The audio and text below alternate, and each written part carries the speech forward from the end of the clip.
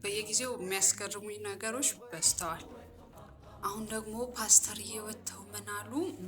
ለምንድን ነው እንደዚህ ቸርች ብቻ የምንለው አሉ። ቸርች ብቻ ሳይሆን የአማኑኤል ቸርች፣ የኢየሱስ ቸርች፣ የጊዮርጊስ ቸርች፣ ሌላም ሌላም እያል ቸርቹን ለምን የማናደርገው? ለምን ቸርች ብቻ? ጥሩ ነው።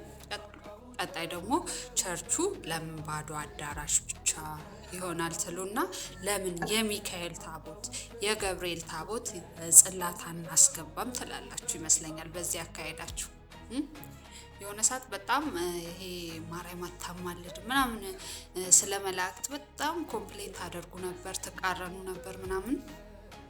ከዛ በጊዜ ሂደት ደግሞ መታችሁ አይ ማርያምማ ምናምን ማለት የሆነ መግባት ጀምራችኋል።